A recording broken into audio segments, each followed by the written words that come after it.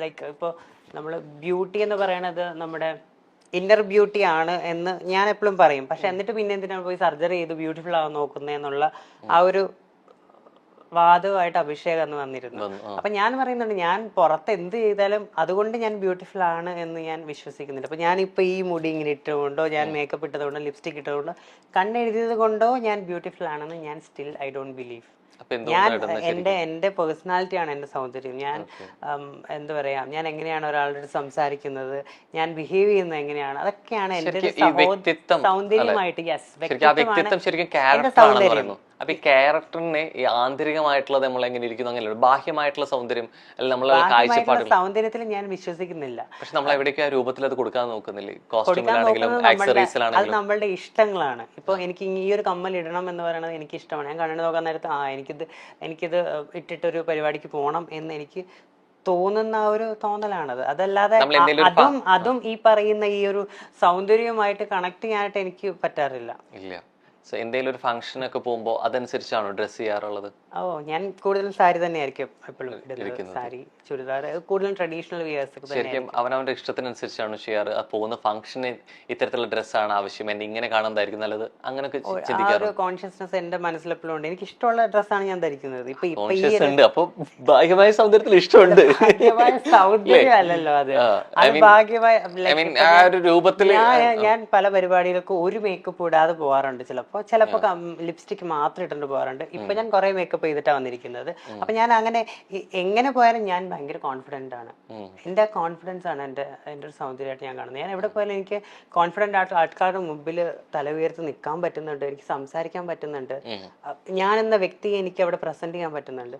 അത് തന്നെയാണ് എന്റെ ബ്യൂട്ടി. ഇതിപ്പോ ഞാൻ സാരി അല്ല ഉടുത്തെങ്കിലും, ഞാനിപ്പോ ഒരു ടോപ്പും ജീൻസും ആണെങ്കിലും ഞാൻ അവിടെ കോൺഫിഡന്റ് ആണ്, ഞാൻ സുന്ദരിയാണ് എന്ന് ഞാൻ സ്വയം വിശ്വസിക്കുന്നു. അപ്പൊ ഞാനിപ്പോ എന്നെ സംബന്ധിച്ചിടത്തോളം എനിക്ക് എല്ലാ ഡ്രസ്സുകളും ചേരുമെന്ന് വിശ്വസിക്കുന്ന ഒരാളാണ് ഞാൻ. കണ്ണാടിയിൽ നോക്കുമ്പോൾ കാണുന്ന സൗന്ദര്യമാണ് കുറെ സംതൃപ്തി തരുന്നത്, അത് മറ്റൊരാൾ പറഞ്ഞു കേൾക്കുന്നതാണ് ഏറ്റവും കൂടുതൽ സംതൃപ്തി തരിക. എനിക്ക് എന്നെ കണ്ണാടി നോക്കാൻ നേരത്ത് കാണുന്ന ഒരു ഇതിലാണ് സംതൃപ്തി വരുന്നത്. കണ്ണാടി നോക്കിയിട്ട് യു ആർ സോ ബ്യൂട്ടിഫുൾ എന്ന് ഞാൻ തന്നെ പറയാറുണ്ട് എപ്പോഴും. അത് എനിക്ക് ഭയങ്കര കോൺഫിഡൻസ് നൽകാറുണ്ട്. എനിക്ക് തോന്നുന്നു നമ്മുടെ ലൈഫിൽ എങ്ങനെയൊക്കെ പോയിക്കാണെങ്കിൽ ഒരു ടേണിംഗ് പോയിന്റ് ഉണ്ടെന്ന് പറയും. പക്ഷെ അതിനേക്കാൾ അപ്പുറത്തേക്ക് നമ്മൾ എപ്പോഴും ഓർത്ത് വെക്കുന്ന ഒരു മൊമെന്റ് ഉണ്ടായിരിക്കും, നമ്മൾ എത്രയൊക്കെ കാലം മാറ്റാത്ത മറക്കാത്ത ചിലൊരു മൊമെന്റ്. ശരിക്കും അത്തരത്തില് ഒരു ബെസ്റ്റ് മൊമെന്റ് ശരിക്കും ഏതാ? എനിക്ക് അങ്ങനെ ഒരുപാട് മൊമെന്റ്സ് ഉണ്ട്. അതിൽ ഏറ്റവും ഫസ്റ്റ് എനിക്ക് ഓർമ്മ വരുന്നത് എൻ്റെ അച്ഛൻ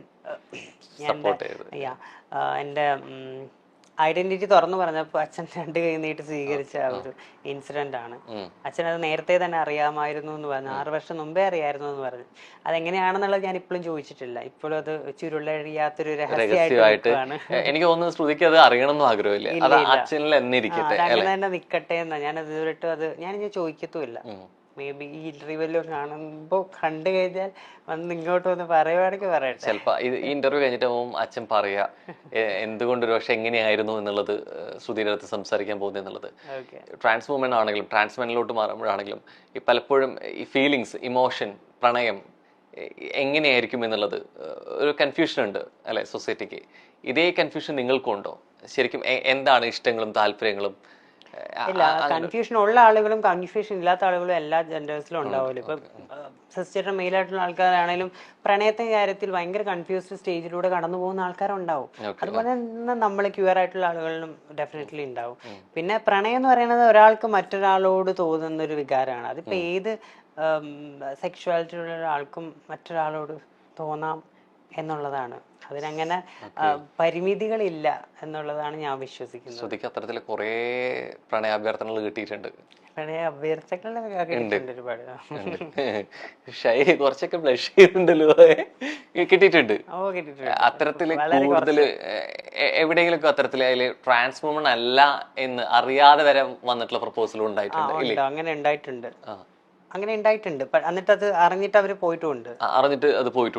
അങ്ങനെ നിലനിന്നിട്ടുള്ള ആൾക്കാരും ഉണ്ട്. ഭയങ്കര സീരിയസ് ആയിട്ട് പ്രപ്പോസ് ചെയ്യുന്ന ആൾക്കാരും ഉണ്ട്. ഞാൻ ഭയങ്കര കംഫർട്ട് സോൺ ആണ്. എന്നോട് സംസാരിക്കുന്ന ആൾക്ക് ഞാൻ ഭയങ്കര കമ്പനി ആയിരിക്കും എപ്പോഴും. എന്നോട് സംസാരിച്ചിരിക്കുന്ന ആളുകൾക്ക് ഭയങ്കര ഇഷ്ടമാണ്.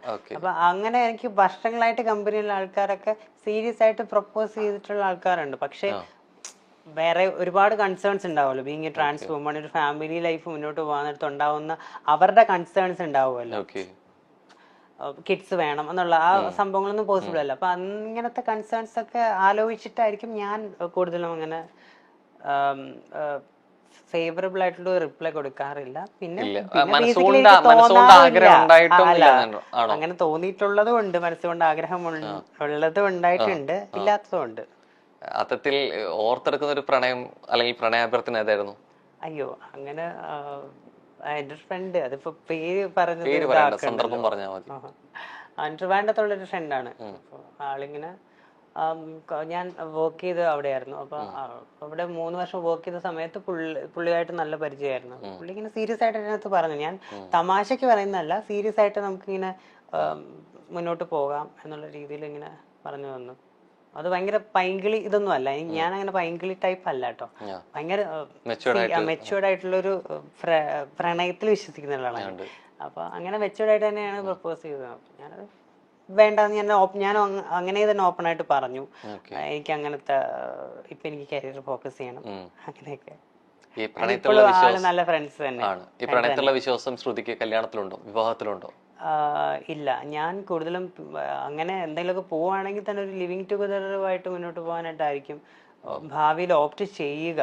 അങ്ങനെ പ്ലാനൊന്നും ഇല്ല ഇപ്പൊ, അങ്ങനെ ആരും ഇല്ല മനസ്സിൽ. ഇല്ല, ഐ മീൻ വിവാഹം എന്നുള്ളൊരു അല്ല, ഞാൻ ഓൾറെഡി ബ്രോക്കൺ ആണ്. ഞാൻ എന്റെ പാസ്റ്റ് റിലേഷൻഷിപ്പിൽ നിന്നും കരകയറിയിട്ടില്ല, ഞാൻ അവിടെ തന്നെ നിൽക്കുക. ശ്രുതിയായിട്ട് വരുമ്പോൾ സ്വാഭാവികമായിട്ട് ദയയെ കുറിച്ച് ചോദിക്കാതെ വയ്യ അല്ലേ? ദയവും ഞാനും സെപ്പറേറ്റഡ് ആയി കുറച്ച് നാളായി.